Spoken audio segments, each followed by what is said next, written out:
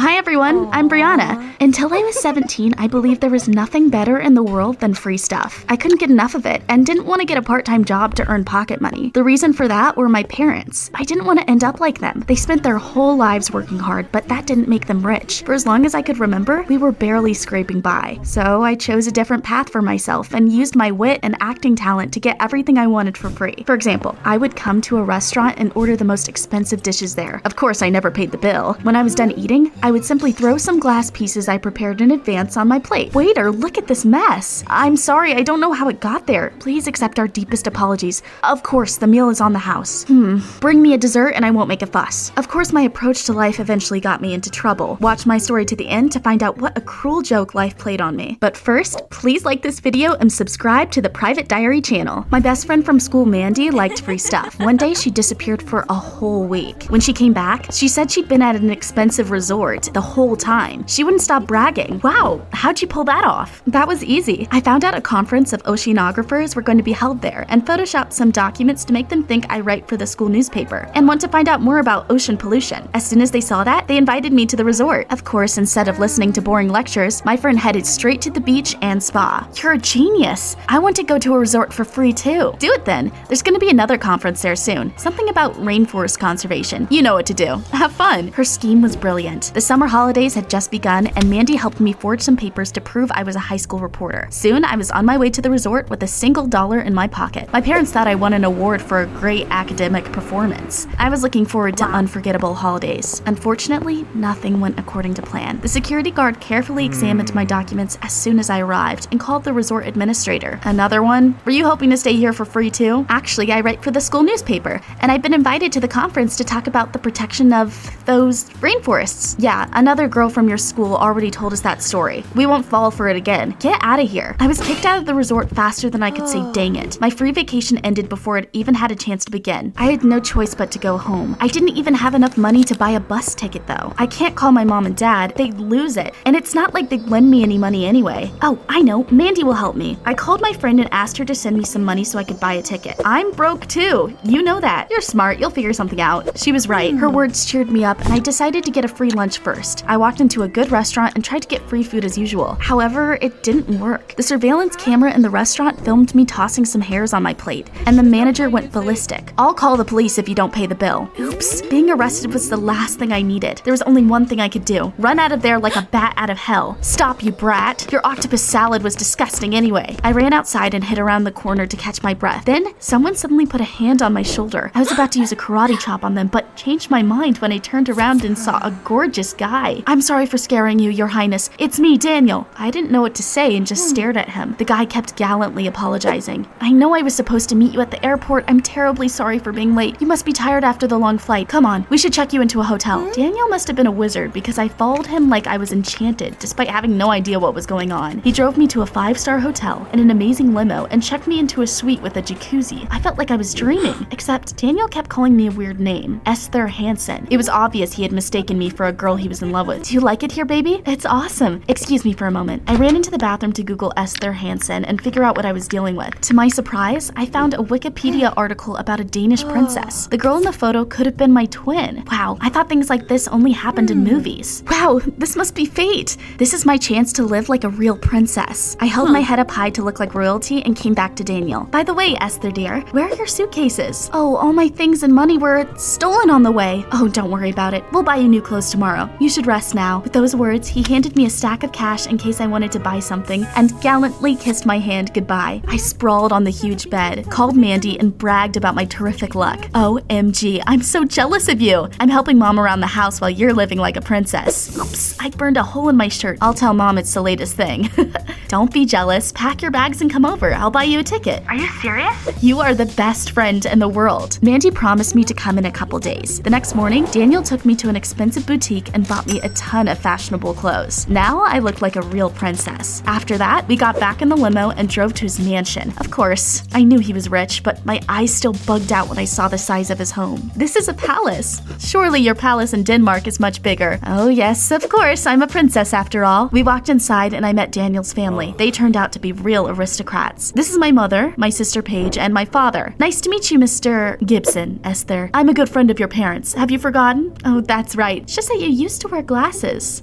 No, you're wrong. The aristocrat squinted at me suspiciously. A tense silence fell over the room until Daniel broke it. Stop interrogating my fiance. Isn't it time to eat? To be honest, the dinner was a disaster. I desperately tried to hide the fact that I didn't know etiquette the whole time. Esther, that's a fish fork. And that's for desserts. I felt so lost I gave up and started eating with my hands. This is how we eat in Denmark.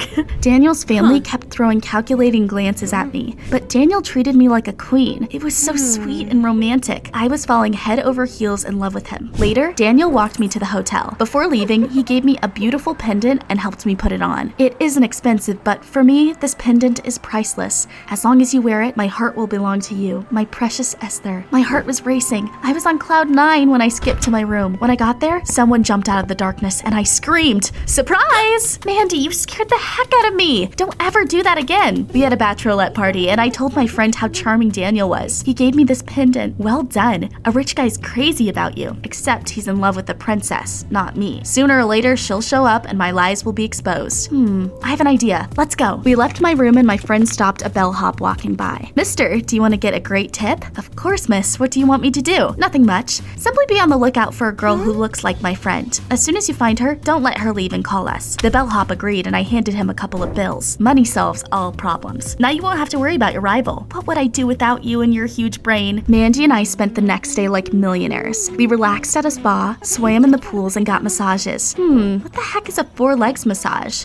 Oh, I get it. Jeez. Do rich people really like it when someone steps on them? We came back to my room feeling refreshed and satisfied. A minute later, a cart with various delicacies was brought to us. This is great, but we didn't order this. It's a gift from me. Oh, do you have company? Yes, this is my friend Mandy. I'm from Sweden too, handsome. Denmark. That's right, from Denmark. My memory's terrible.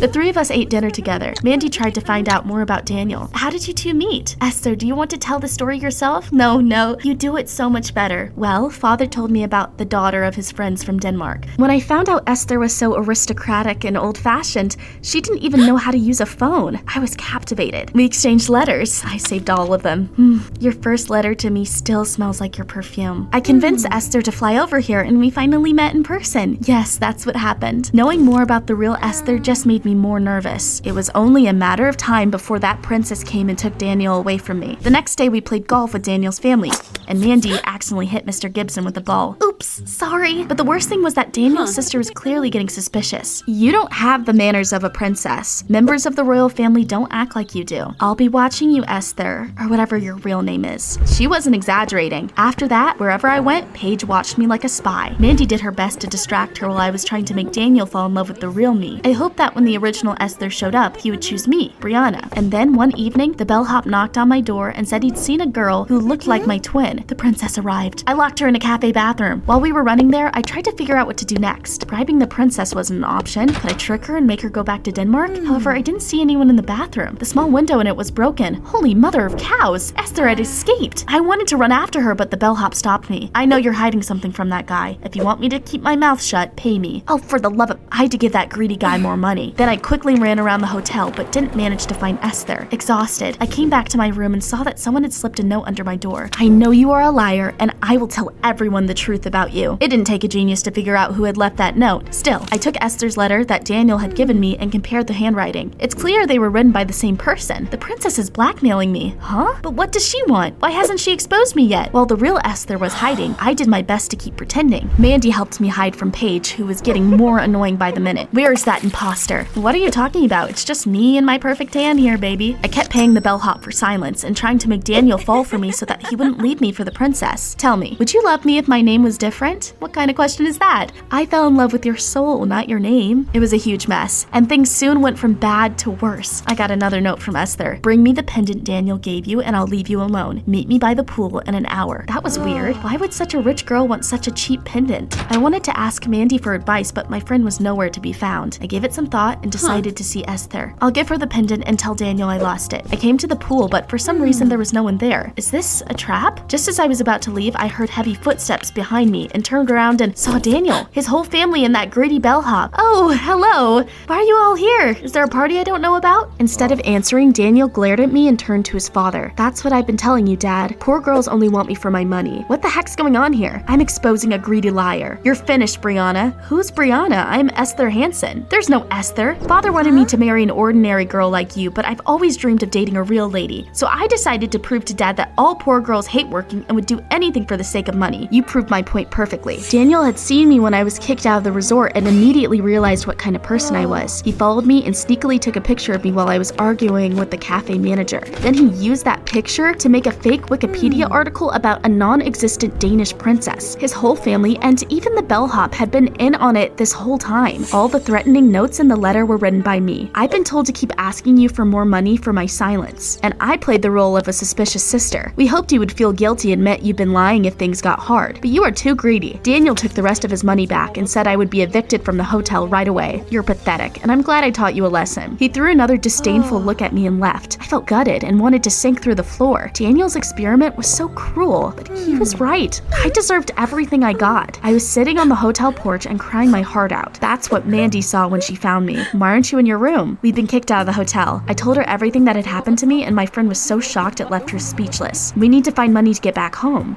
What about this pendant? Could we sell it? It was the only option we had, so we went to a pawn shop. The pendant was appraised. It wasn't expensive, but we only needed money for 2 tickets. I was about to part with the pendant, but changed my mind at the last second. Earth to Briana, why did you stop? You know, I got into this mess because of my greed. It's about time I changed. Besides, I really care about Daniel. I want to keep the pendant to remember him by. Sell the pendant and let's go home. No, let's find jobs and earn money for the tickets. Do whatever you want. I'm out of here. My friend tricked some sweet old lady by pretending to be sick, got the money and left me there. I came to the restaurant I'd been kicked out of, apologized, and asked if I could work off my debt. We do need a dishwasher. I worked at that restaurant until I saved up enough money for a ticket and finally returned home. The school year began and Mandy tried to make up with me. Your holidays were ruined because of that rich jerk. How dare he bully someone poorer than him? It's not about money. It's about our attitude to life. No one owes anyone anything. If you want something, you should work to get it. Thanks for the years of friendship, Mandy, but this is where our paths diverge. Mandy didn't change, but I did. I got a job. A year went by. I got into college and discovered the joys of student life. That restaurant I got my first job at asked if I wanted to come back and work for them in the summer as an administrator. Can you believe it? When I got there, I met a waiter called Greg. We hit it off and soon became an item. And then, one day, Daniel walked into the restaurant with a beautiful lady. They had wedding rings on their fingers. He must have convinced his father to let him marry someone of his status after all. Except, Daniel's princess turned out to be a terribly arrogant person. She was rude to the waiters and caused a scene. Is this a restaurant or a cheap diner? I demand special treatment. Honey, please mind your manners. After that, I ran into that couple several more times. Daniel obviously recognized me, but he pretended we were strangers. And then one day, he came up to me after my shift. Hi, Briana. I missed you. We had some fun times together. I see you're still wearing my pendant. Perhaps we could. He took my hands into his, and my heart started to pound. But then his fiance ran up to us. Why are you flirting with this beggar? Let's go. Greg came up to me. Briana, let's go. We'll be late for the concert. Daniel and I couldn't bring ourselves to part. He was engaged, and I had a boyfriend. We were from different worlds, but there was a connection between us. What do you think I should do? Forget Daniel, or take a chance on him and start over?